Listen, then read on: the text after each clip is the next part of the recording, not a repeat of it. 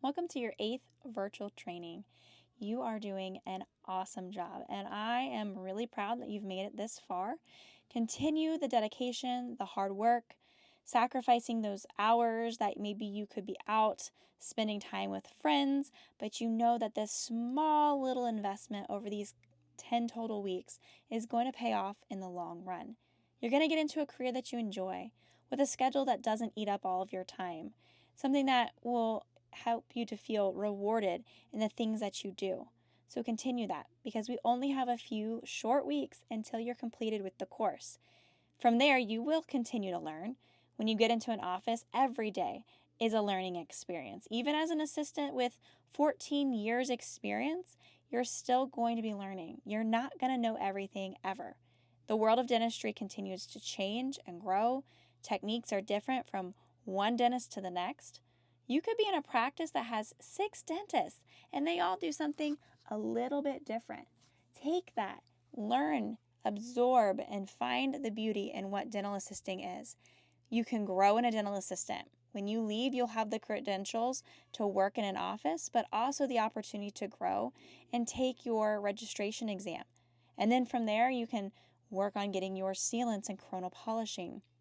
You can go on to get nitrous monitoring or your expanded functions dental assistant training.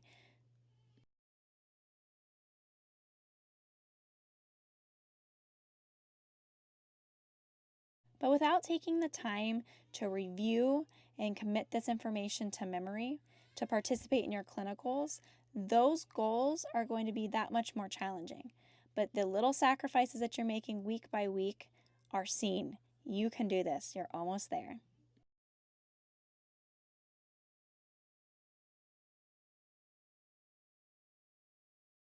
Charting practice for chapters 22 to 25. 1, 16, and 17 are all surgical extractions. Number 32, however, is a simple, 31 is a simple extraction, not 32.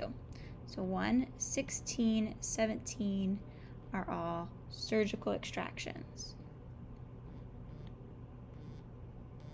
Next, go ahead and chart number 2 as a crown.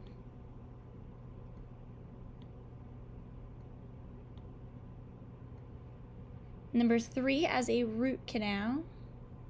Remember, RCT stands for root canal.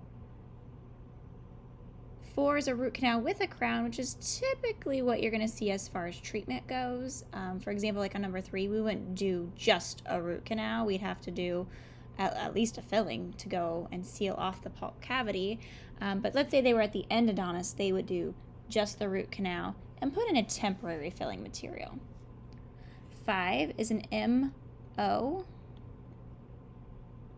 6 is a distal lingual.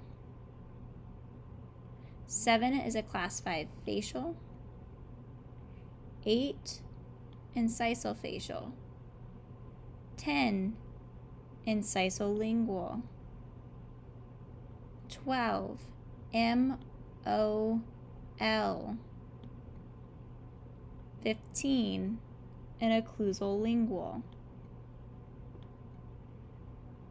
16 and 17 have already been charted with their surgical extractions, so 18, an MOB. 19, an MOD, mesial occlusal distal. 21, an MOL. 22, an incisal facial lingual. 23, a root canal. 28, a root canal and a crown.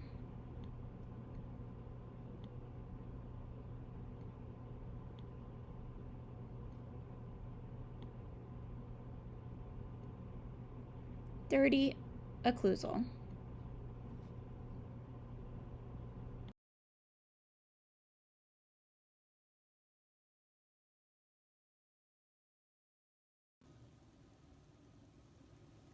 Today we're going to be mixing a type of an intermediate restored material called ZOE, zinc oxide and eugenol.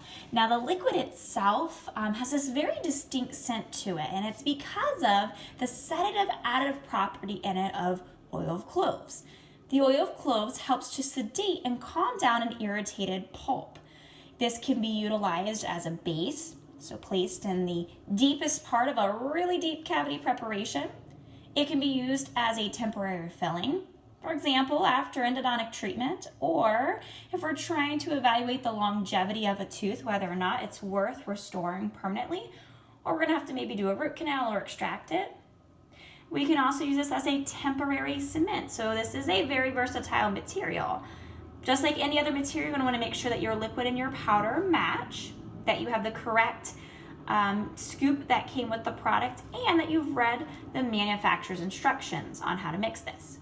This also is on the state exam, so you'll have to be able to mix the ZOE. We're going to want a scoop of the powder. Now this isn't a completely level scoop, but you don't need a ton of extra powder, just a little bit, just in case your drops are a little bit big. This is a 1-to-1 ratio, so I'm going to uncap this. I'm going to get my eye droplet ready and put my drop right next to it. Mix this on a parchment paper pad rather than a smooth paper pad. And you're going to start by splitting the powder and bringing it to the liquid. The final ratio that you're going to want of this is a non-tacky ball. So you should be able to take this material and roll it in your fingers without it sticking to it, almost like how Play-Doh is non-tacky.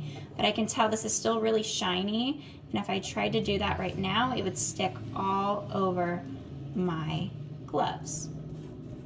So I'm just kind of slowly incorporating that until I get to that chalky final look that I like.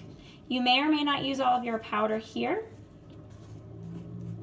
If it is almost to the consistency that you want, but you still think it might stick to your fingers, then you could always, if you had extra powder, dab your fingers in it, almost like you do a rolling pin when you're baking. That way it doesn't stick completely to your gloves. But I'm gonna gather this all up. And I'm gonna get this rolled into that non-tacky ball that they're gonna want. So we can use this as a temporary cement, a temporary filling. I can also use this as a base in a really deep filling.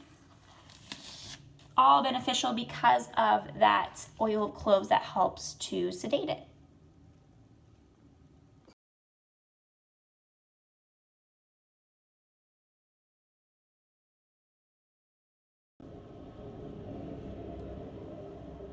We're going to be mixing glass ionomer. Glass ionomer is an extremely versatile material. It can be utilized not only for a cement, but it can also be used as a restorative material, and it can be used as a sealant.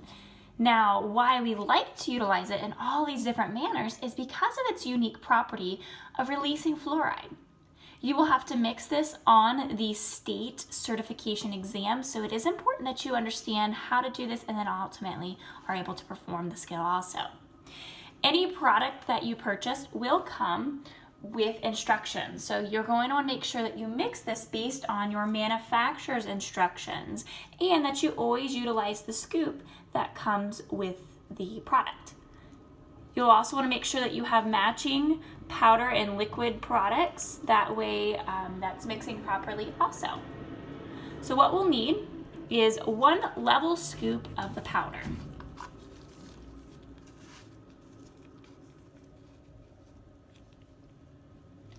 Always make sure that you recap your powders just to ensure that nothing contaminates them, and then also so you don't accidentally knock them over and spill it all over the place. So we have our 1 leveled scoop of the powder. Now we're going to take 2 drops of the liquid. Anytime that you drop liquid, you are not going to drop them horizontally. You will not get an accurate measurement. So what you'll want to do is make sure it's completely upside down. Now this is kind of thick, almost like a syrupy kind of liquid here, and I'm going to squeeze out 2 drops. 1, 2, right next to my powder. Now we're mixing this as though we're mixing a cement, so it's a 1-to-2 ratio. And then I'm going to take all of that powder and bring it right to the liquid. And I'm going to use this back and forth motion, incorporating all of the powder, kind of gathering it back up. And you should be able to mix this in a minute or less with minimal to no excess powder on the sides. The final mixing consistency that you're going to want is a tacky strand. So it's a really glossy look to it, and if you were to string it up from the mixing pad itself, it kind of strings out. It kind of reminds me of stringy pizza cheese. So that's kind of the consistency I'm looking for. This is what we're going to want to have nice and mixed for our cements. Always make sure that you clean your spatulas immediately after use. That way it does not harden on the spatula itself.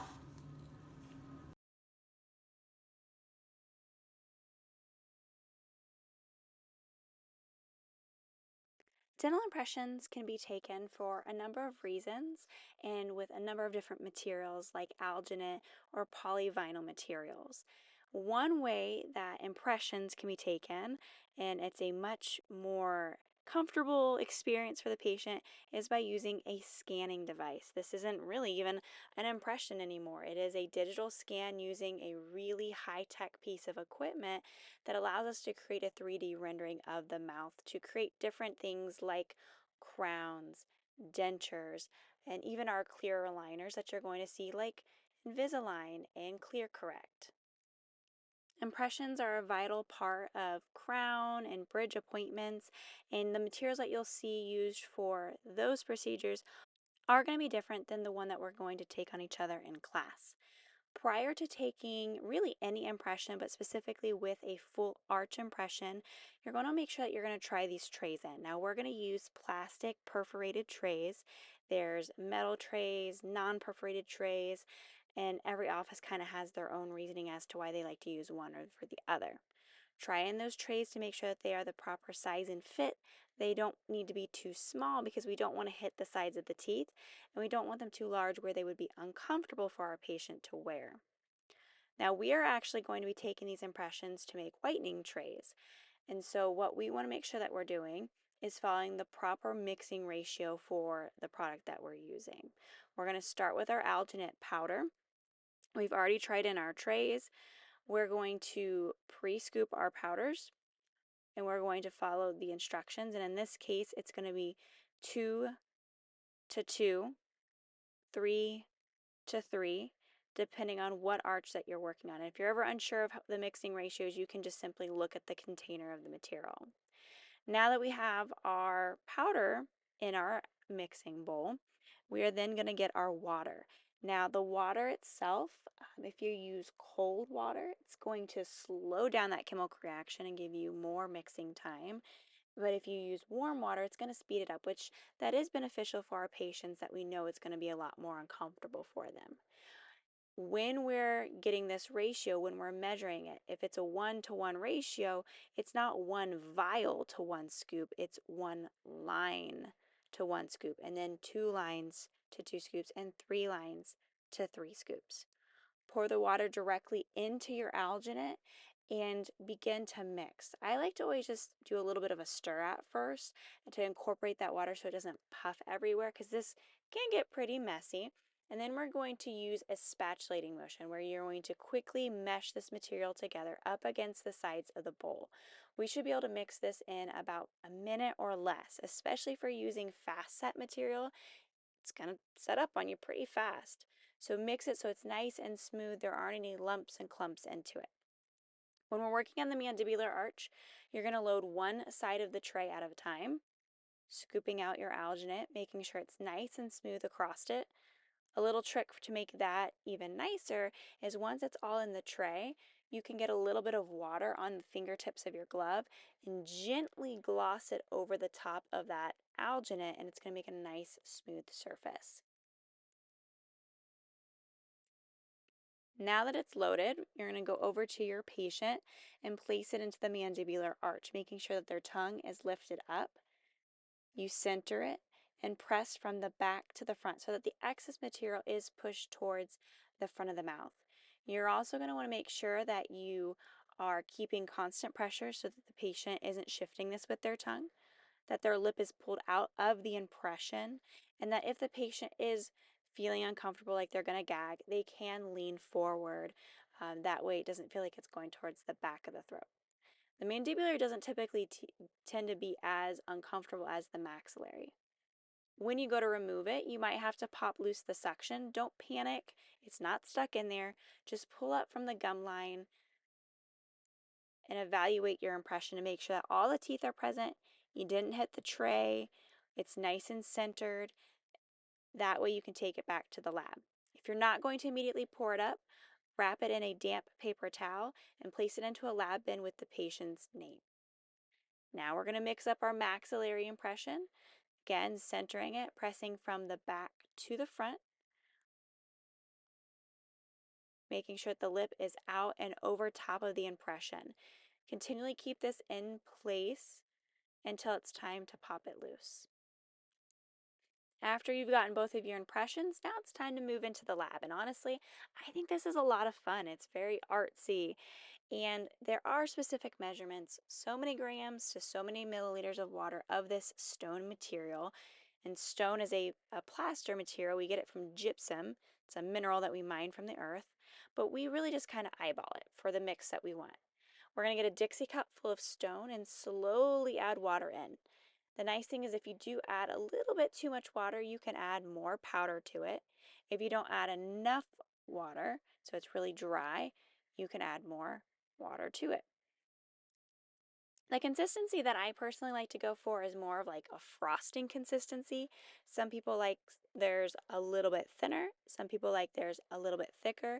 The main point is at the end, we should have a bubble-free product. There shouldn't be air voids in that final 3D rendering of the patient's mouth. You want to place your disinfected, so you're going to spray it with the disinfectant, impression onto what we call the vibrator. It's a machine that's going to vibrate that material and slowly, little by little, add that stone material into one area of the alginate impression, tipping and turning it and allowing it to flow through those teeth. Vibrate all of the liquid out, all the air bubbles out. Once you've vibrated that completely out, then you can start adding more of that stone material to the top. Now this assistant here likes their material thinner than I personally like to. It is a preference thing. So as long as that final product is void free, you have a nice thick base, then it doesn't really matter if it's a little thinner or a little bit thicker. The reason I don't like it so thin is because when I do invert it for what we call the inverted technique, it tends to kind of slop out of the sides of the base plate. There are different products. This is a lab stone. It's a buff stone, rather. There are different ones that set up quicker. They're maybe more dense. If you're in an ortho office, you might be using what's called plaster. It's made from the same gypsum, but it's a lot finer.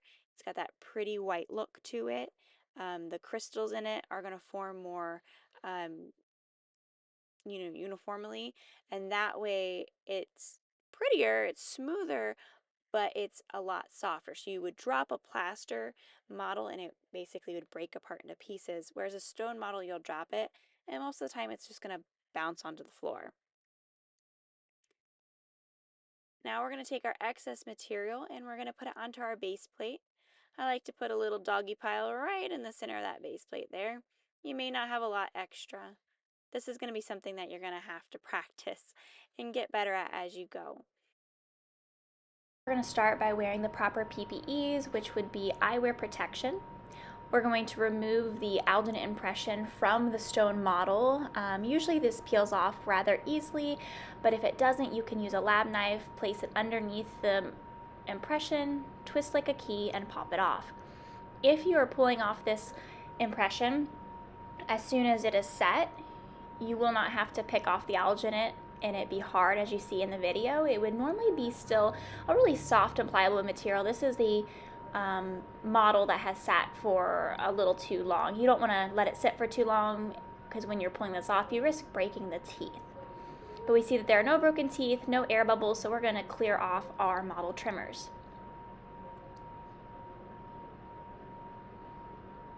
We're going to rest it flat on the platform, and we're going to reach back and turn on the water and the trimmer, which are typically located towards the back of the trimmer itself. We want to make sure that the water's on, but not too high where it's spraying all over the place. You'll notice if you don't have enough water, your trimmer itself will end up turning kind of a yellowish color using the stone. Keeping the model flat on the platform, we're going to press it against, pressing with force against the rotating wheel. And we're going to start trimming off the most posterior region of this model. This model has a lot of overhang on it that we want to reduce, whether it be for study cast, to go over treatment with a patient, or to fabricate inside a lab. It's just going to be in the way. So we're going to keep pressing as we're going. You'll notice it starts to become really flat on the edges. Make sure you're never holding it up off the platform or it starts to kind of jump around on you. We're going to go around the edges, refining that, making it more aesthetically pleasing and a little bit easier to fabricate onto. So we're keeping it flat on the platform, constant pressure, making sure our fingers are clear of the spinning wheel.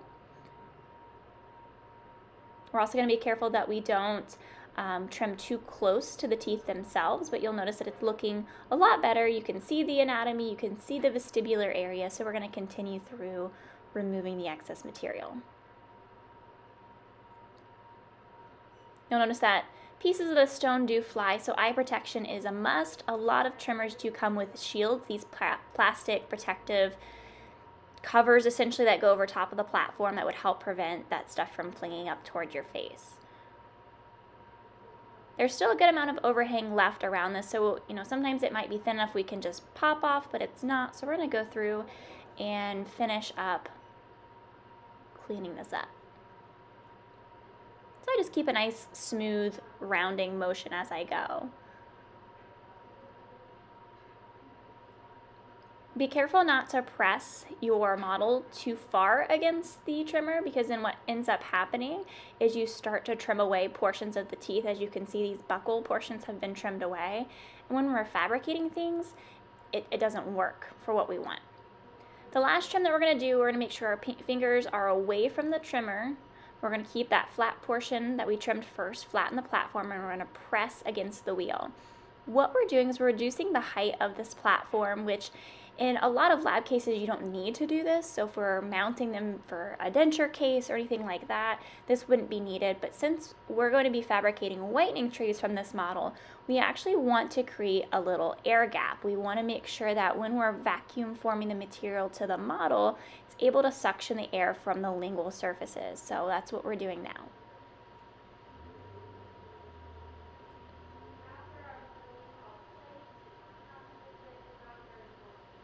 This may take you a while if you have a really thick base, but eventually you'll end up getting a hole in the palate or the lingual portions. When you're done, make sure that you shut off your trimmer. Anytime you walk away from it, it needs to be shut off, and shut off your water to prevent flooding the area.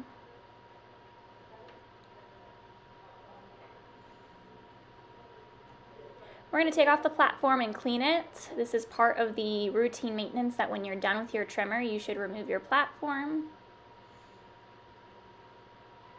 Now our sink has a special trap underneath it to prevent that stone from building up in the city plumbing, but we still want to get any chunks out of the sink to make sure it stays clean. You'll notice that there are still chunks in the trimmer itself, so we're going to just rinse it down with just some regular sink water.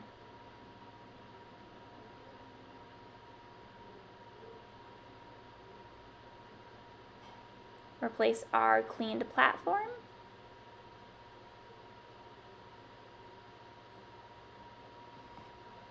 And you're all set. To fabricate the whitening trays, now we'll take our whitening tray material, which is a really soft, pliable material that usually has a protective film so it doesn't become discolorated and stick to the other material in shipping.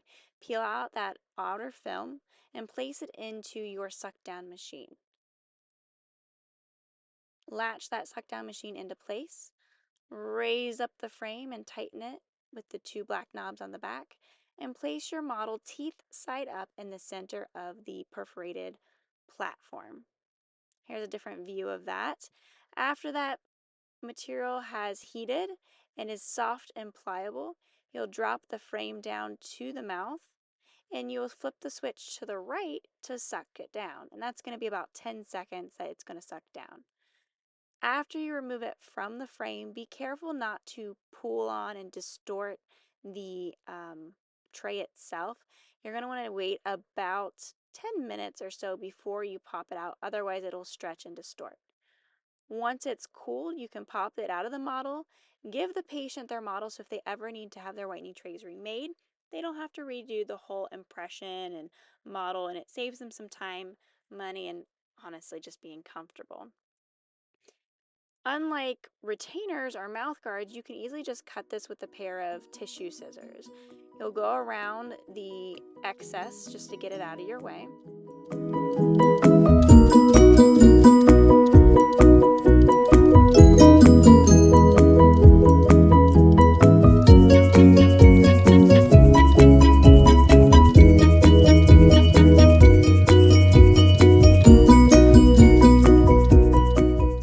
Cut along the lingual surfaces of the tooth.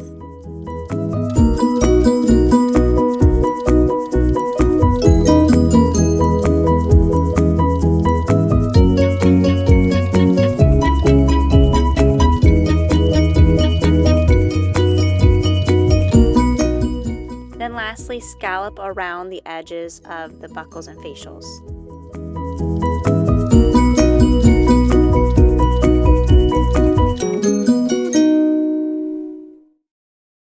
We have two finished products. The one here does not have blockout, but the one with the blue has blockout, which is an added material that you can put onto the model that creates like a pocket for the whitening gel to sit into, which is not necessary, but some offices like to do that for their patients.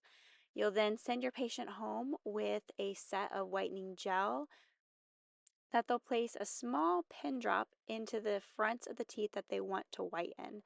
There are other options like pre-filled whitening trays, in-office zoom whitening that utilizes a bright light that's going to work with a gel that's applied directly to the teeth. Usually you have to use like this special retraction material that goes around the gums to create a brighter, wider smile.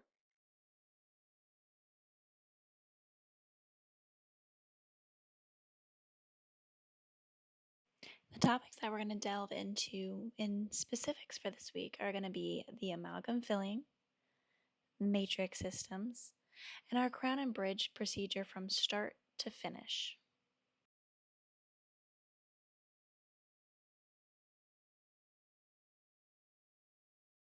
This week we'll be working with our silver amalgam fillings in class as both the assistant and the operator to give us an understanding of how this material works, to get a feel for what it feels like to be in the operator's role, and to better anticipate our doctor's need. This is why we operate and place the fillings in addition to assisting in class.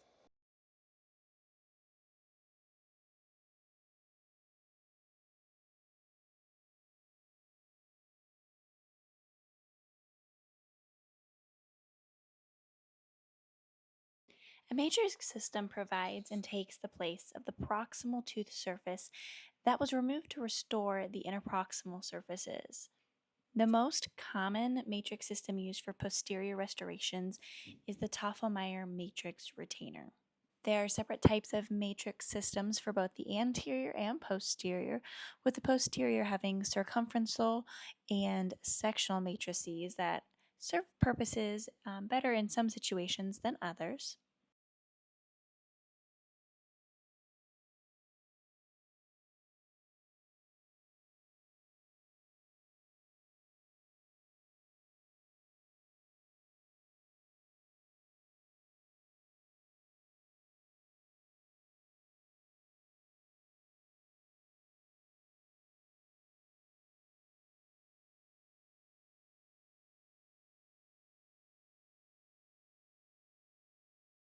And sometimes preferences over others.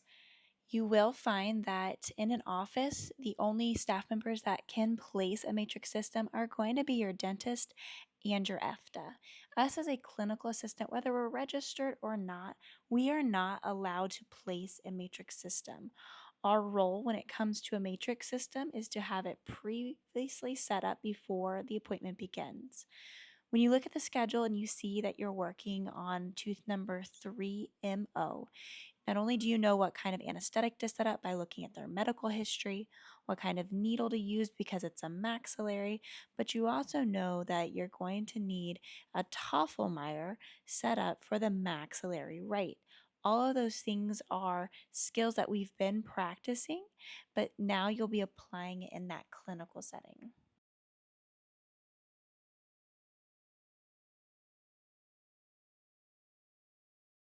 If you're simply just doing an occlusal filling or a facial filling, matrix systems are not needed. But when we're working with an interproximal, like a mesial or a distal, we need a matrix system. Interproximal caries are the caries that occur in between the teeth. The main cause is the accumulation of bacteria, which is going to lead to the buildup of plaque and eventually the buildup of tartar. For this reason, it's really important for our patients to have good oral hygiene habits like brushing, but most importantly, flossing. Because if we do not prevent this decay, it can spread from one tooth to the next, potentially creating big issues that cannot be detected without radiographs or until it gets large enough to spread to other visible tooth surfaces. Now, should you need a restoration involving the interproximal, this is when the matrix system would be necessary for the successful placement of this restoration. It helps to create this temporary interproximal wall between the two teeth so that they aren't bonding together and you don't have one really large restoration. Pictured here are interproximal fillings that are going to need to be done. You can see the arrows pointing to interproximal decay on these bite wing x-rays, where it's a little bit darker in the areas, and that can very easily spread to the tooth next to it because they're touching, and that disease can spread rather quickly.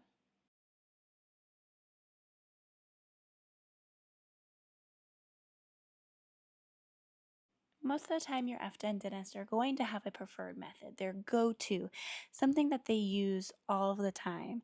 But you'll also find that it being an extremely versatile system, the sectional matrix system is becoming even more popular with dentists and EFTAs alike.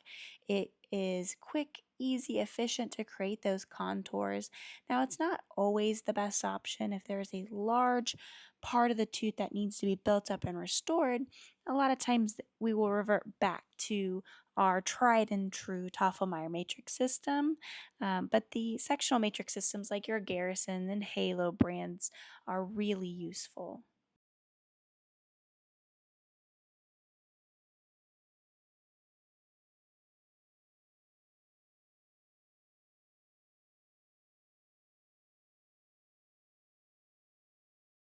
The Toffelmeyer matrix system is definitely a great go to when it comes to a posterior restoration. They would not be utilized on an anterior restoration. It has its own matrix system, those clear mylar strips. And between this and the sectional matrix system, this is going to be the most versatile posterior matrix system.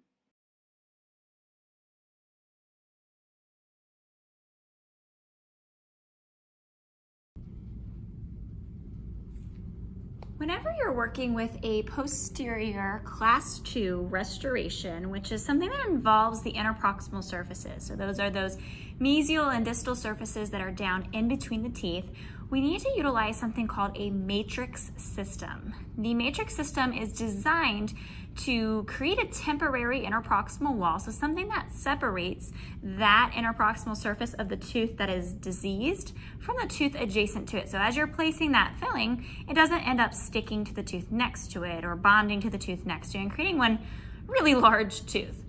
So the posterior matrix system that's most commonly used is the Toffelmeyer matrix retainer or matrix system. This mechanical device actually holds the matrix band, which are these little silver boomerangs, into place, creating that temporary interproximal wall. There are different types of bands that are available. So the bottom one that is smooth is going to be our universal band, whereas the top one that has those extra little winged protections are what we call the extension band. So these are typically used when you are working with a really deep restoration that can extend below the gum lines. They come in different gauges, so essentially are they considered soft or rigid or hard, is how flexible is that metal. So this one's pretty soft and flexible, whereas this one is a slightly bit more dense material, so it's got a little less play to it, so it doesn't crease as easily and it stays in place a little bit more firmly. Prior to the band being placed on the tooth, what a lot of dentists and EFTAs prefer to do is to take an instrument like a burnisher and to rub it along the sides of the band to create a more contoured shape, more natural to the anatomy of the tooth. As an assistant, without being trained as an EFTA, we are simply setting up this Tafelmeyer prior to the appointment beginning. So you're not actually putting this on the mouth, which later we'll see what that looks like inside the mouth, but we are setting it up when we look at the schedule and we see tooth number 30 has an MO, tooth number 20 has a DO, so then we know that they're going to need some sort of a posterior matrix system. The retainers also come in some variations. So we've got ones that are specific for the mandible. You'll see that it kind of has that angled part. And then we have our one that we're going to use in class that's more of that universal. Now there are different parts of this Tafelmeyer that we want to kind of talk through here so we understand when I'm using this terminology, what exactly am I talking about?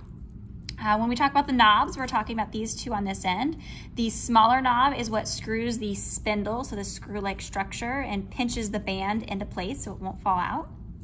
The large knob, as you twist it, you'll notice that it moves the box, we call that the vise, up and down the spindle, which then in turn changes the diameter of the band. Obviously, then this is called the vise, and in the vise, there's a little horizontal slit that goes through it, and that's where the tail ends of your bands will go. And on this end, we have these sets of prongs. We have one set, and we have our second set. And you'll notice that it kind of has a U shape to it. Anytime that we're setting this up, whether it's for the upper, lower, right, or left, you're gonna wanna make sure that that U is facing up towards the sky. So this is what you should see whenever you're setting up the Tafelmeyer. You should also have your band always shaped like a V. So we don't want to see a tint, because what happens is if you take these tail ends, which is this end and this end, and you close them together to create an uncreased loop, like so, you'll notice that on one end of that loop, it's a little bit smaller in diameter than this end. You can kind of see it funneling up. That funnel needs to be directed towards the gum line, and so does these prongs. So when you're holding this up like a U, that's for the upper arch, and when you're holding it down like an N, that's for the lower arch. What that's going to ensure then is that the smaller end of that loop, this end here, that's the end that's going to go towards the gum line. If you think about the shape and anatomy of a tooth, as we get towards that gingival third, which is the gum line area of the tooth, it does get a little bit smaller in diameter. And so this creates that natural shape of the tooth. We take our uncreased loop without flipping it and turning it as we go. So always making sure that if we open it, it still looks like a V. We touch tail end to tail end. We're gonna take those tails and we're gonna slide it right down into the horizontal slit and allow it to go straight through. Now, if for some reason it doesn't want to go all the way down, what probably is occurring is that the spindle, so the screw, is in the way. So it's all the way up inside the vise and it's just not allowing it. So mess with the small knob, and then it should slide down without any interruptions. But we don't want to leave it like this because right now it's really loose, it could pop off and it's not going to be useful. So if you want to tighten that band into place so it won't pop out, you'd use the small knob. But before we do that, let's determine where this band actually needs to be directed, because right now it's not going to be useful for any particular region in the mouth. So if I'm working in the upper right hand quadrant, so that's tooth numbers 1 really through 5. We don't use this on an anterior tooth. We're gonna take this band, we're gonna keep our thumb on this little horizontal slit so it doesn't pop out. I'm gonna take my band out of not the first set, but the second set of prongs and use those as directional prongs that will turn it to the right side. So upper right to the right. Upper left, we're gonna take that and we're gonna turn it to the left side. So upper right to the right, upper left to the left. Now when this fits inside the mouth, this is a lower arch, so it's gonna look a little bit different than me holding it in, but this is what it's gonna look like inside the mouth, where the retainer itself is on the buccal surface. The band is always facing towards the tooth you're working on. If it's a lower, in this case, the U is facing down to make the letter N essentially, and the smaller end of the band is going towards the gum line. But if I were to take something that is set up currently for the upper left, and you know that because the band's to the left, and if it's for an upper, the U shapes up, but if it's a lower, it faces down. If I try to put this in the lower left quadrant, look what happens.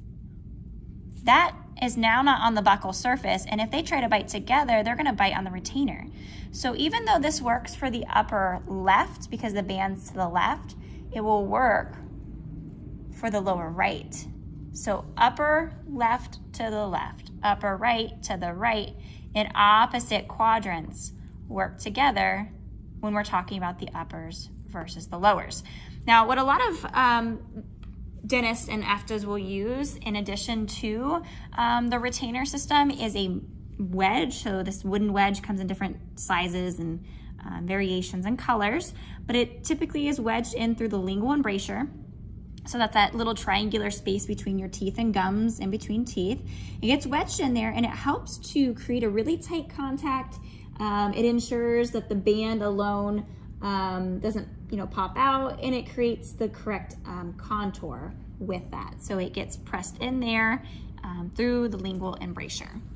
So you know exactly what to set up for based off of looking at the patient's chart. Then what happens is after the tooth is numbed and prepped, you hand the doctor the retainer, they go to place it in, and you'll notice there's some frustration with these retainers because they actually have to get this band around the tooth. So if I know I'm working on a molar, I'm gonna go ahead and keep my band really large. But if I know I'm working on a premolar, what I can do is actually take that large knob and turn it to make the diameter just a little bit smaller.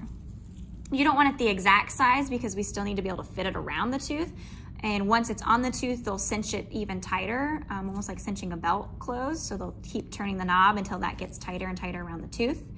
But it saves them some time and they don't have to adjust as much. So in review, this is your Toffelmeier Matrix retainer. It is a posterior matrix system designed to create a temporary wall between the tooth that it surrounds and the tooth adjacent to it. So as you place that mesial or that distal restoration, it doesn't stick to the tooth next to it. When you're putting it in, you're always going to want to make sure that the prongs are facing skyward so that you can see everything. So you should be able to see the vise and the horizontal slit. Your band should look like a V, not like a tent. So what happens a lot of times is we close it together, and then when we go to put it in the retainer, we do one of these numbers, a little acrobatic act, and we don't want to do that.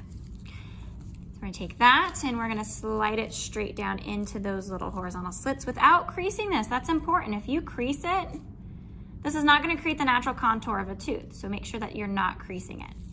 If you want this to work for the upper right, then what you'll do is you'll take that band and you'll direct it to the right. If we want it to work for the upper left, the band is directed to the left.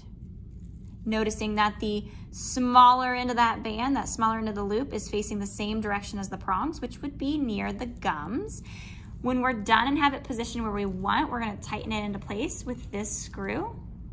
If we want to change the diameter, we use the larger knob. And opposite quadrants are the same. So if this works for the upper left, this also works for the lower right.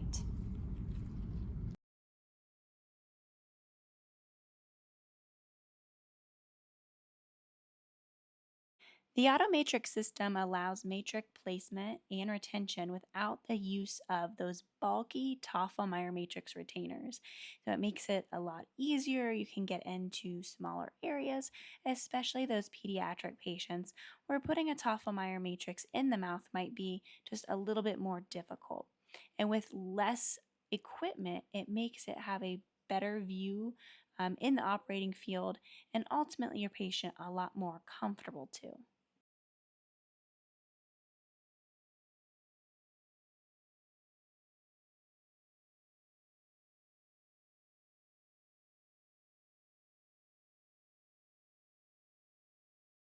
Besides the variance in materials and preference in technique and technology, crowns and bridges from one office to the next aren't going to vary too greatly. The kind of basic steps of a crown and bridge appointment are going to be the same no matter which dentist that you work with.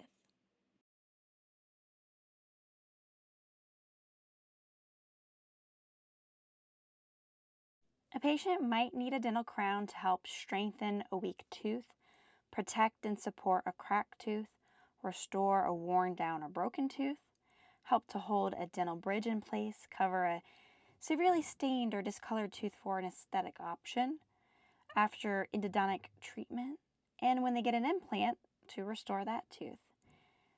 There are many types of dental crowns, and depending on our patient, there's lots of personal preferences and unique reasons why one would be better over the other. When diagnosing, we will take a periapical of the tooth. Insurance will require that.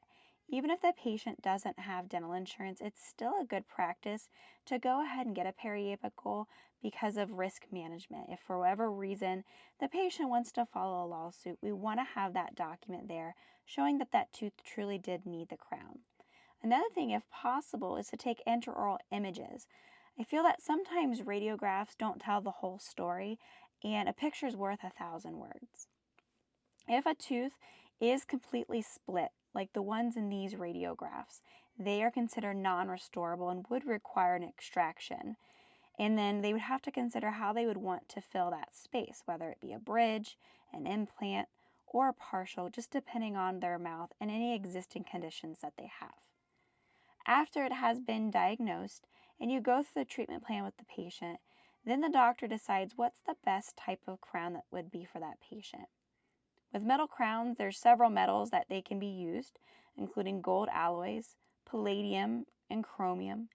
They rarely chip or break, and they are the longest lasting in terms of wear, and typically you only have to remove a small amount of enamel versus if you were going to using one of the other materials that they can make crowns out of.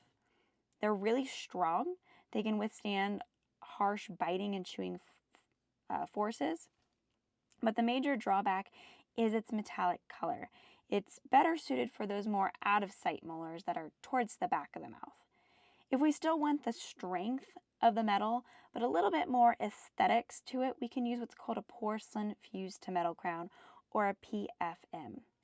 These porcelain crowns, or rather metal crowns with porcelain fused to them, they have the porcelain over top of it, can be used for anterior or posterior, and they are matched to the shade of the teeth, so that they have more of that aesthetic blended in look to them.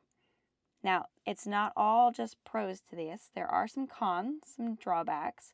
For example, that porcelain can chip off, which exposes that unsightly metal underneath, and they can start to gradually wear down the enamel on your opposing teeth, the teeth that are touching that crown when you bite together. They do last a long time, almost as long as metal crowns, as long as you're not clenching and grinding. And with that, it's really durable. You could use a pressed ceramic crown that has a hard inner core, which is a lot like the PFM, but it's got a ceramic core instead of the metal core. How that works is that the technician will take ceramic, melt it, and press it in an oven at a really, really high temperature. And then they layer the porcelain on little by little, and they continue to do this until they have that natural tooth enamel color to it. Same drawbacks as the PFM. The layers of ceramic can chip and break off over time, but they do both mimic the appearance of the tooth, and if your patient has metal allergies, these might be a better option for your patient anyways. With the lab technicians using many different materials to make ceramic crowns, the most popular is probably zirconium dioxide. Zirconia crowns are really durable. They can withstand a lot heavier forces than other types of ceramic crowns, and they're more gentle on the opposing teeth, so the enamel don't wear away as much if we were just using the pressed ceramic. Most of the time, this is going to be a multiple appointment procedure because the lab has to make the crown, but there are same-day crowns where dentists are using computer-aided design drafting, the CAD machines, to make a crown in the office while the patient works. It's pretty cool. The main advantage is that you do get that crown in just one visit, but sometimes same-day crowns just aren't for everyone. They have to be evaluated case by case. Either way, when you diagnose and determine this patient needs a crown and you've entered it into their clinical treatment, either the front desk or you as the clinical assistant are going to go over their treatment plan.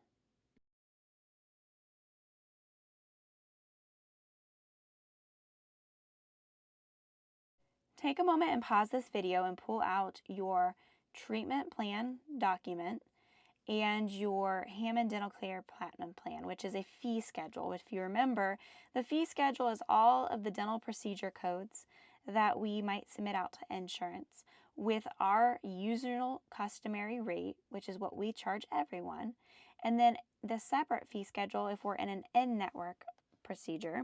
So if we are working on a patient that maybe we're in network with their Delta Dental Insurance, the fee will be negotiated to a lower price. For our purposes in class, we always use our UCR. This patient comes in and we have determined that they need a crown. We're going to perform a porcelain or a ceramic crown. So as you go through the dental care fee schedule, you'll find your crown and bridges section. And you'll notice that there are different descriptions for different crowns. The 2740 is a porcelain or ceramic crown. The 2750 is a PFM. And there would be additional crowns for gold alloy crowns, whether it be a high noble or not. We're going to perform the 2740. That's what we would have in the computer. The computer would automatically give the fee of $1,024. If I had a patient paying 100% out of pocket with no insurance and no discount plans, that is what their fee would be. To estimate the insurance, crowns and bridges are generally covered at 50%. Sometimes they're covered at a higher 60%, sometimes covered not at all, or a lower percentage. This is where having the correct insurance breakdown in the computer is really vital, because imagine telling a patient it's covered at 50% when really it's only covered at 30%. That would be a big price difference. To calculate it, we would take the fee and multiply it by the percentage. When we multiply, we are going to be using the decimal version. So we would take the price multiplied by 0.5, which gives us an estimate for insurance coverage of $512. For the estimated out-of-pocket, we would take the fee, subtract what the insurance is going to pay, and that gives us the $512. Assuming this is their first restorative or major procedure of the year, they will have their deductible. Depending on the insurance, they may not have a deductible at all, but $50 or $100 are probably the most common deductible amounts.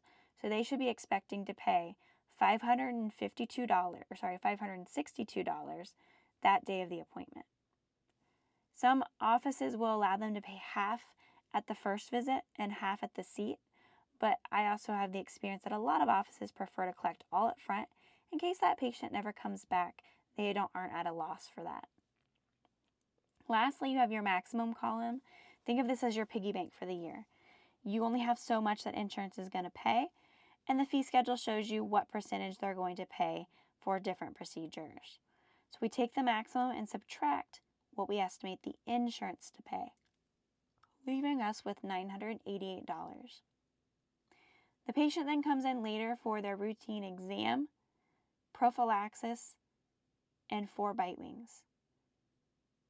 If we go through the fees, you'll notice that they're all covered at 100%, which is the fee times 1. The out-of-pocket would be the fee minus the insurance, which leaves them a zero out-of-pocket. And you continually take away what the insurance estimate is from the remaining portion in the maximum. Now, let's say that they were going to go in and get another procedure done this year. And if it were to be covered at 50% of this made-up procedure here, and normally we would say that it would cover $850. If you look at the remaining balance in the maximum, they don't have $850 left over. So we would call this a maxed out patient. So it would only pay $803, and the difference would then go into the patient out-of-pocket column. This is where going to an in-network provider can be beneficial to a patient who has extensive treatment needed.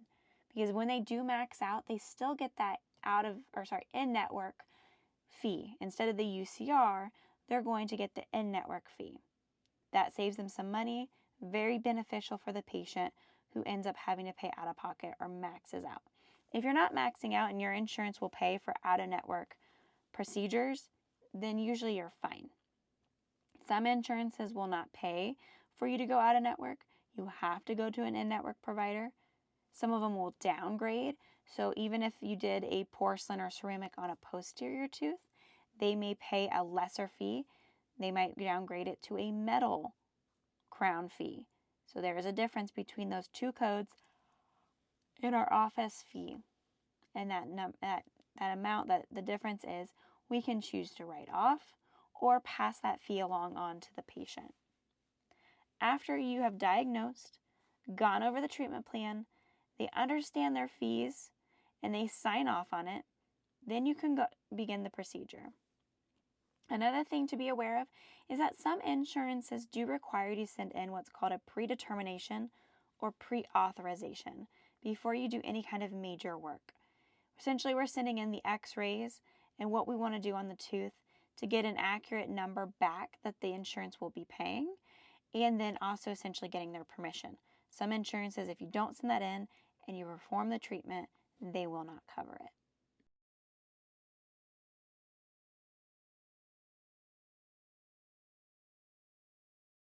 There are 3 simple things that the assistant should make sure is completed prior to beginning a crown preparation appointment. 1, have a periapical of the tooth that you're going to be performing the crown prep on. If possible, intraoral images also. Number 2, get a shade match under natural light so that you know what type of crown shade you want it made. And number 3, if you're making a custom provisional, make sure that there is an impression taken prior to the tooth structures being removed. That way that custom provisional can be fabricated. You may choose to use alginate, which is the irreversible hydrocoil that we've been using in class. It can come in 2 different phases, either as a viscous liquid or a solid gel. The transition generated by a chemical reaction. The way that we work this material is by adding water to that powdered alginate, which is a mixture of sodium and potassium salts of alginic acid. Or you may choose an alginate alternative such as alginate. Alginate does have some advantages over the alginate option, including the ability to pour it multiple times, and its storability without shrinkage and conveniently simple to use, meaning that the alginate will begin to shrink and you can only pour it one time. The alginate, which is an alginate alternative, can be poured multiple times. It can be stored so that you can remake a temporary crown, because who knows how many times this one patient's going to come in for a temp crown that they keep breaking. They're out there, they'll come multiple times. And you'll want to have something that you can remake that custom provisional from. After that, then the crown preparation appointment begins.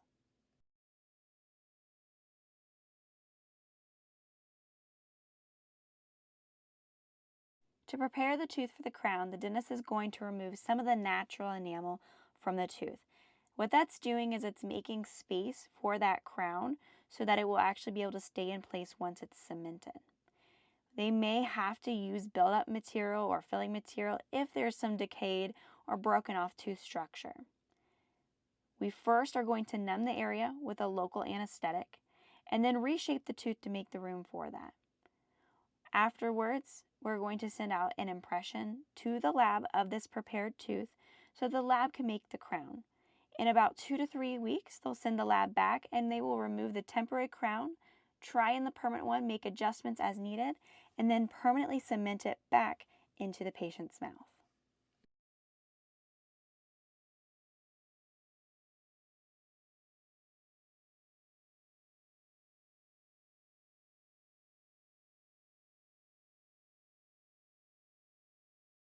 At the completion of the crown preparation appointment, final impressions that are going to be sent to the dental laboratory are necessary because this is what they are going to fabricate the dental restorations from.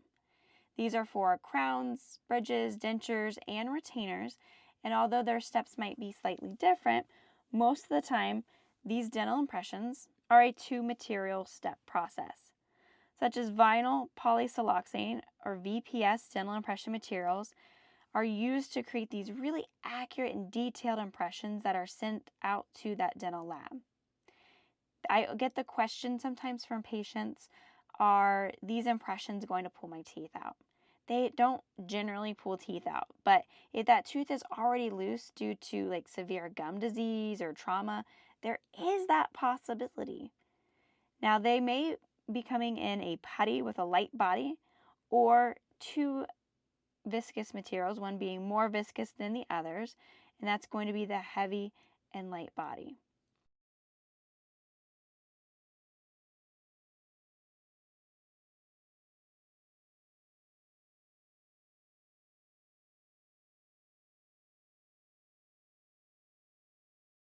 If working on a complicated case, one that maybe is a bridge or has multiple crowns that you are restoring, a bite registration might be an additional impression to be sent with the lab. The bite registration can be taken with numerous different materials like alginate, PVS, or even beeswax. When you are getting this, the idea is to get an impression of the way that the teeth occlude together, so the way that the maxillary and mandibular teeth bite together. This can then be sent out to the lab technician so they can occlude the models together properly. There are a variety of different materials that you can use for bite registration, like zinc oxide eugenol paste, thermoplastic wax, elastomers, impression plaster, acrylic resin, T-scan, pressure-sensitive films, transparent acetate sheets, and occlusion sonography. When we're working with things like thermoplastic waxes, they're commonly utilized for bite registration. Zinc eugenol paste is really reliable and efficient. Impression plaster is historically used for bite registrations, but there are issues with it being brittle and prone to fracturing. Alginate is not the best when it comes to bite registration and should not be used when taking a polyvinyl siloxane or PVS impression because the occlusion, the articulation won't be very good.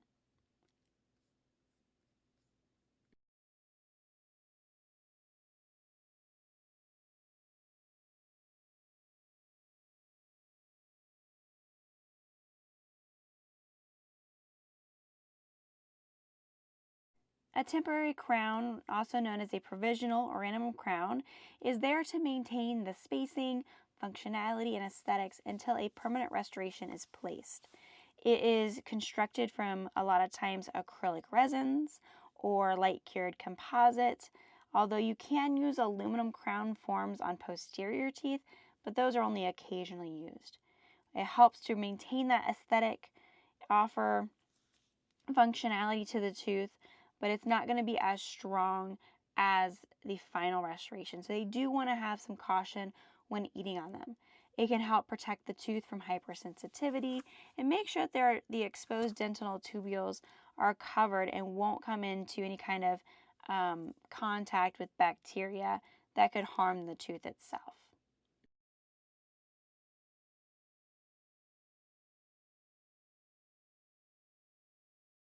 After you've taken all of the impressions or the scans, if you're using a scanner, you send out your information to the lab with a lab slip that allows them to know what to make the fabricated restoration from.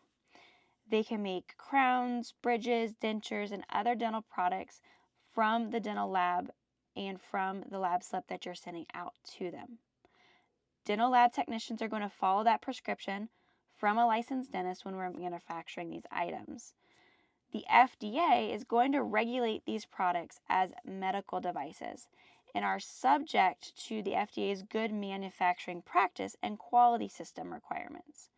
A dental laboratory is able to get a certification if they would like to, but it is strictly voluntary, meaning they don't have to get this certification as a lab to be open. Those that have are taking the extra steps to be considered the top of their field. The easiest certification is going to be the CDL, the Certified Dental Laboratory, that meets standards in personnel skill, training, infection control, tracking of their cases, and good business and manufacturing practices. It is always based on a third-party review, so it's not just what the lab says. There's somebody that's going to review it. They can go to get their DAMAS, the Dental Appliance Manufacturers Audit Scheme. It requires that third-party on-site inspection, and this is going to be based on international standards for these medical devices and ensures that the lab environment is operating in a way to make sure that the product is well made and the patient is safe. It also mirrors the FDA's quality system and good manufacturing practice standards for all domestic dental laboratories. With the highest level of manufacturing certifications available is the ISO, the International Organization for Standardization. What that does is it creates standards that are across 161 countries that the dental lab can adhere to, and it's like the top tier best certification that a dental lab can get. It's not required, but it does show that they're the top of the line in their field.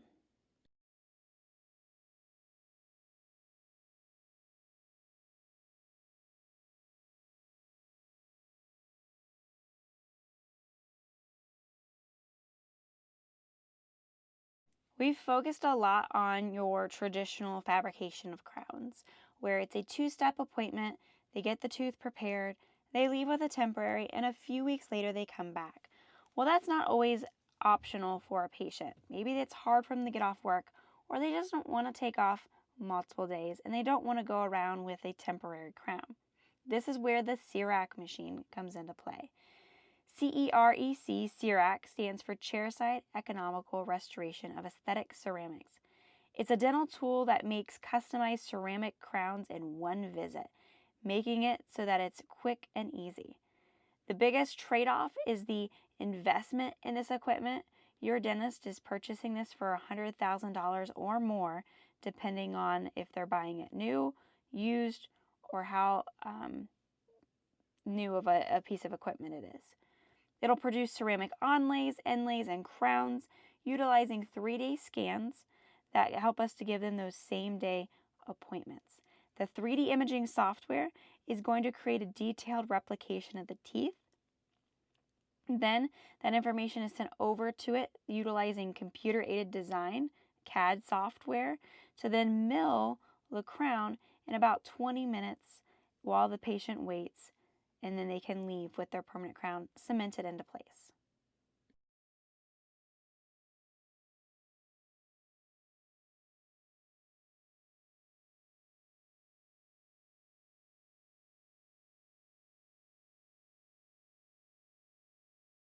Both inlays, onlays, and crowns are effective dental treatments that aim to restore teeth that have decay.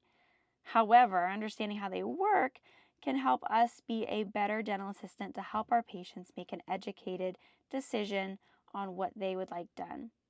First off, inlays and onlays are restorations aiming to cover cavities that are just going to be way too large to use dental filling material for. Usually it's a porcelain or composite material, but due to the large area that they cover on a tooth surface, as well as the crown-like application process, they a lot of times are called partial crowns. Inlays are placed on the cusp of the teeth, while onlays are placed onto the chewing surface of the teeth.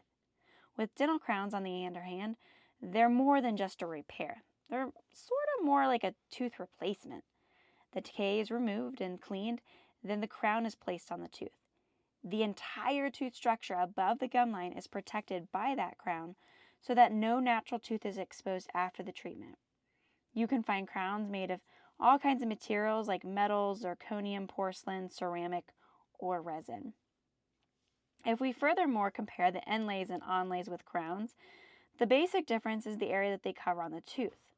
Inlays and onlays cover a part of the tooth, while crowns cover the whole tooth above the gum line. And what you can do is understand that crowns are used for more severe cavities or fractures compared to inlays and onlays. Although both will be prepared in the dental lab using dental cement, they'll be cemented into place. Crowns are another option to restore the damaged tooth. This one is typically recommended when the tooth is severely decayed, cracked, or somehow damaged with almost no healthy part remaining. They preserve the integrity of the tooth and aim to restore the shape of the tooth in its natural form. Definitely much larger in their structure than inlays and onlays.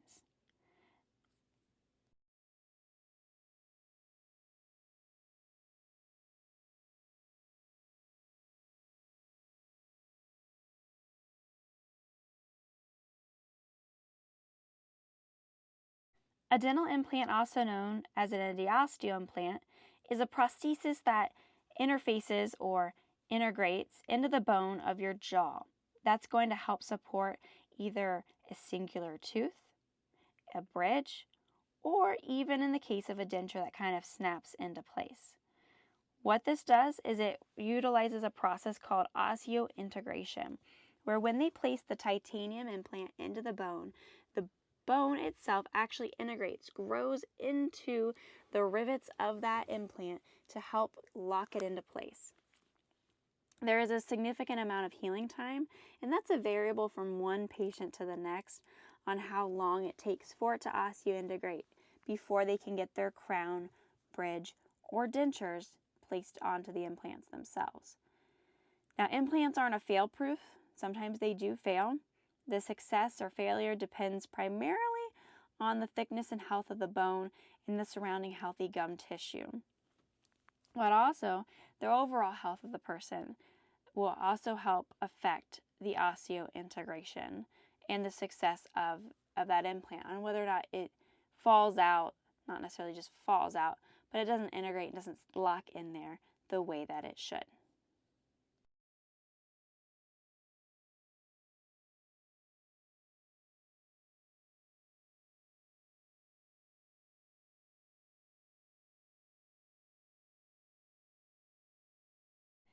It's week 8, and the last time that we discussed medical emergencies, updating medical histories, and how to handle medical emergencies was week 4. I think now's a great time for us to take a moment and brush off those cobwebs when it comes to blood pressure and handling some common medical emergencies.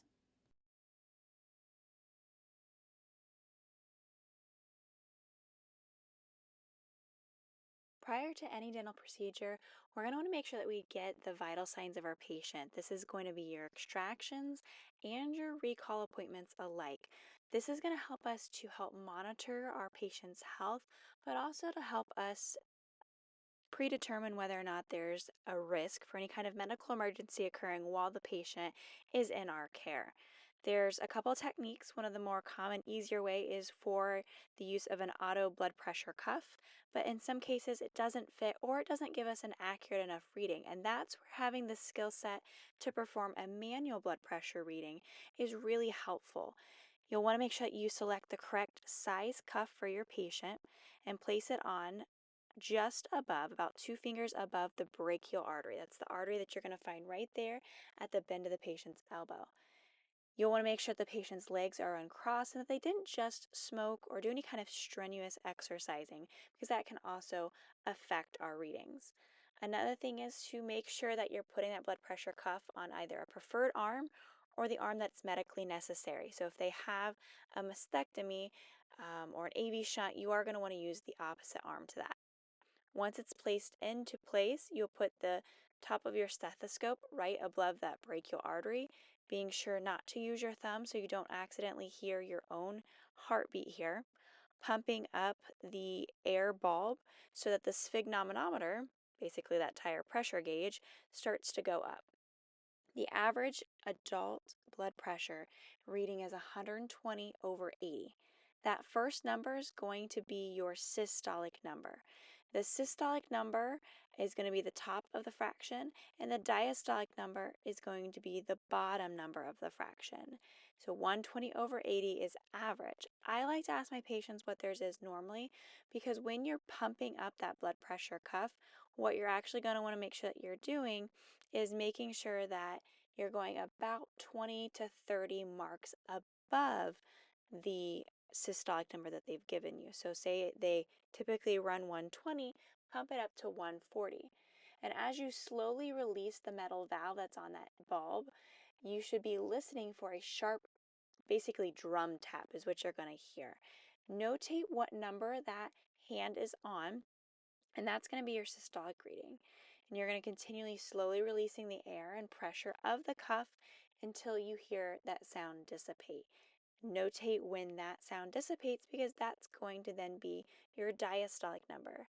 If the blood pressure number is too high and they're pre-hypertension or hypertensive, then it may be a contraindication to treatment today, especially for doing a dental surgical procedure. After you've gotten your blood pressure reading, then you can tell your patient what their blood pressure was and then put the notations into the patient's chart.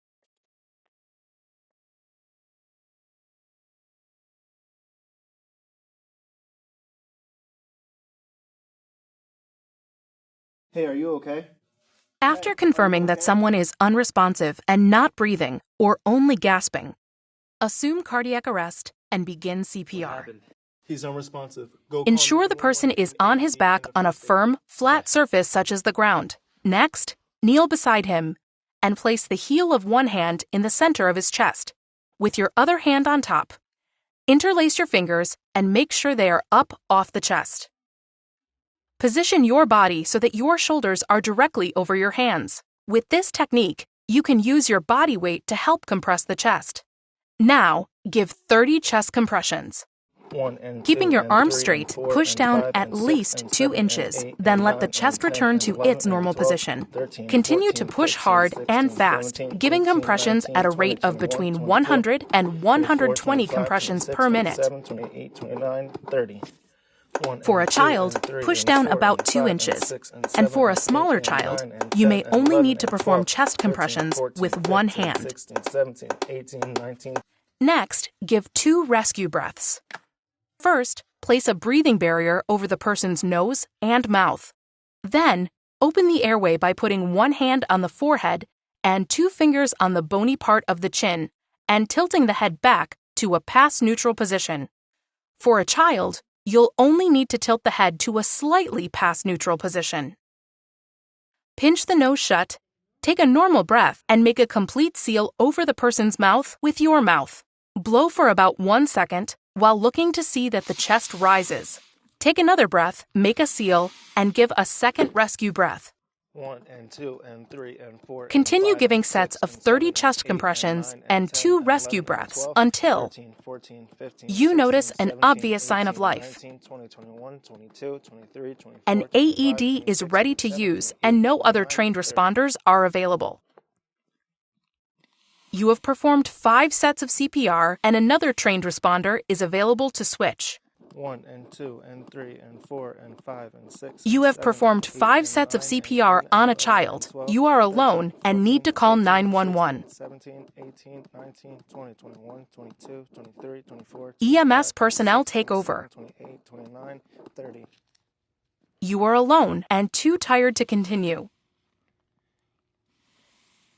Or the scene becomes unsafe. 1 and 2. Have the AED and first aid kit.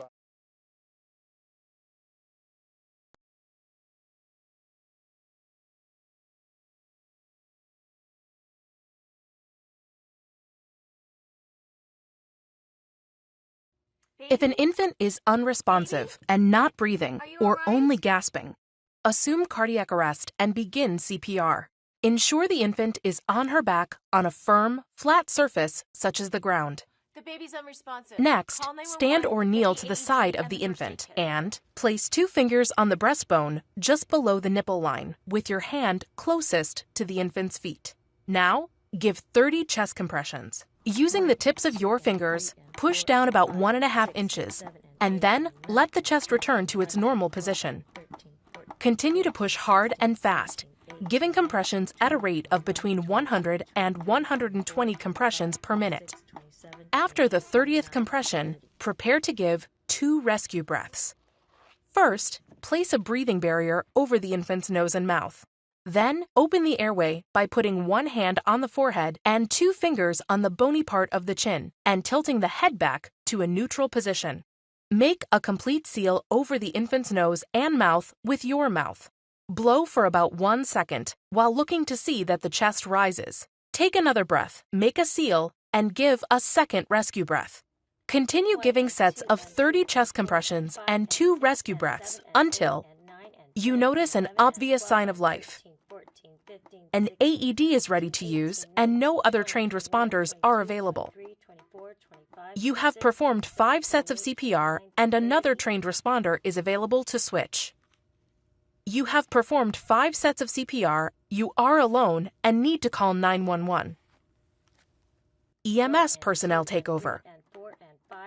You are alone and too tired to continue, or the scene becomes unsafe. I have the AED in the first aid kit. 22, 23.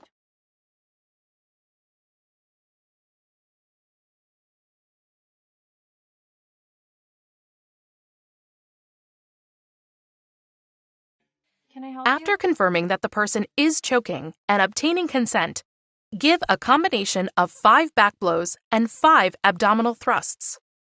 First, position yourself to the side and slightly behind the person. Bend the person at the waist so that his upper body is as parallel to the ground as possible. Firmly strike the person between the shoulder blades with the heel of your hand.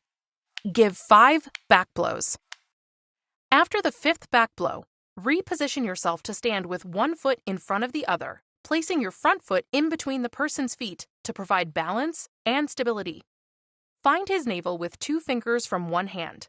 With your other hand, make a fist and place the thumb side against the person's stomach, right above your fingers. Cover the fist with your other hand.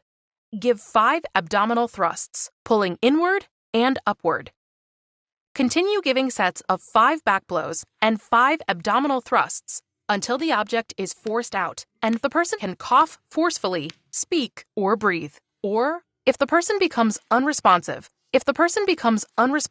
send someone to call 911 if it has not already been done. Carefully lower the person to a firm flat surface and immediately begin CPR, starting with compressions if you are trained. For a child, you might need to kneel in order to give effective back blows and abdominal thrusts.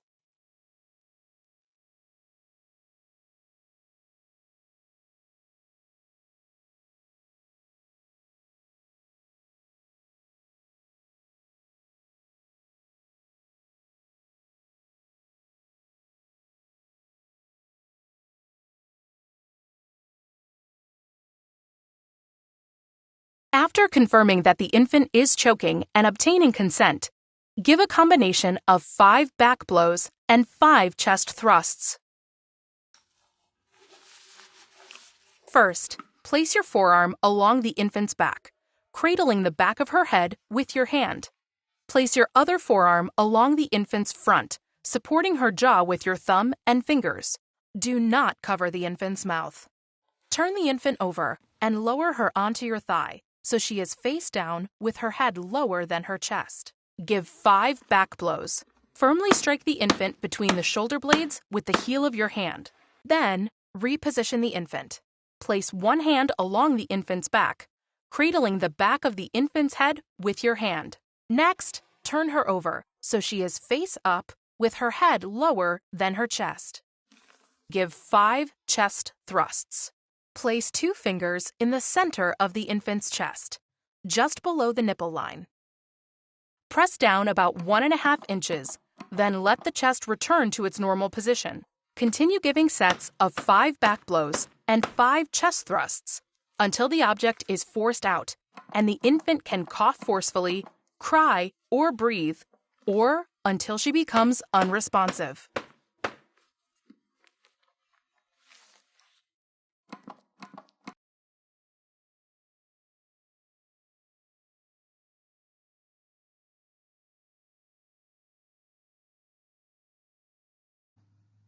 So we're going to go ahead and chart something pretty common where all 4 wisdom teeth have surgical extraction.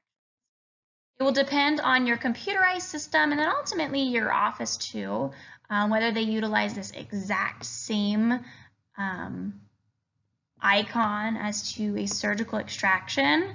Ours is a circle. The entire tooth is being removed, so we circle the entire tooth.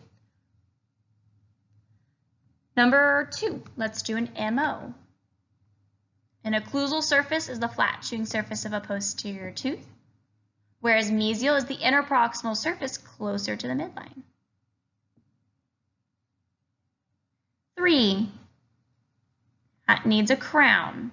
We circled the only part that we're restoring. We're restoring this entire crown surface, so it's not all the little bits and pieces of a filling, it's the whole thing, but it's not like a surgical extraction where we're taking the whole tooth out. So make sure you only circle the crown here. 4, let's do a root canal, an RCT or endodontic treatment. And a lot of times following endodontic treatment is also a crown.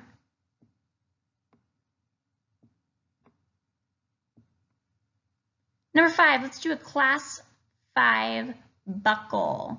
So first you pick the buccal surface and remember that class 5 is right at the gum line. 6, let's do a mesial facial. We pick the facial surface, which is on the outside there, and instead of going right in the center, we go right to the side that's closer to the midline. 7, an incisal lingual, an IL, the incisal edge of the lingual surface. 8, let's do a distal lingual, the lingual surface, and then the side away from the midline. If we had to do a mesial lingual, like on number 9, we would mark the side closer to the midline, even though it looks just like number 8. Remember, the midline runs right down the center between 8 and 9, so that side of 9 is actually closer to the midline there. 10, let's do an distal facial. Number 10, a DF, distal side of the facial surface. We can do just a facial on number 11, so right in the center there. Number 13 is missing. We'll say that it had a simple extraction. So a simple extraction, a simple line through the entire tooth. And to create a bridge from 12 to 14, we would first have to prepare 12 for a crown. That's an abutment. We would prepare 14 for a crown. This is all in one setting. 3 different appointments here. That's also an abutment. And then the lab technician is going to fabricate the pontic, the missing tooth, which is number 13. So it's going to mark that it's going to get a crown, even though it's not cemented to number 13 because it doesn't exist anymore. It's attached to 12 and 14. This is a 3-unit bridge. There is no interproximal here. To floss, to clean up underneath it, they would need to use bridge threaders or an interdental floss aid of some sort. 15, let's go ahead and do a root canal, an RCT. It's got 3 canals here. Let's go ahead and fill them all in. Let's do an occlusal filling. Maybe we kept it simple. Number 19, let's do a crown and a buildup. Now, a buildup is just how we communicate with insurance that we need to restore the tooth. It doesn't really matter if it's an MO or an MODBL, but that's how we're communicating with insurance that that tooth needed to be restored before it could get a crown. And BU is how we stand up. Create the stand-in for it. Number 21 is going to need an MOL, mesial, occlusal, lingual. Lingual is on the inside, so it's the inside picture there. 23 needs a root canal. And they need something called a post and core. It's a prefabricated structure that gives stability to this tooth to then later get a crown. Now the crown itself probably didn't have a lot of tooth structure, to prep. We couldn't actually create a prepared tooth. So the post and core prefabricates that. It's similar idea to a retention pen that gives strength and stability to a filling. This gives strength and stability and something for the crown then to hold on to. Let's do an incisal facial on 25, an IF 25, incisal facial. Let's do a class 5 lingual on 26, class 5 lingual. Gum line at the lingual surface. And a class 5 facial on 27.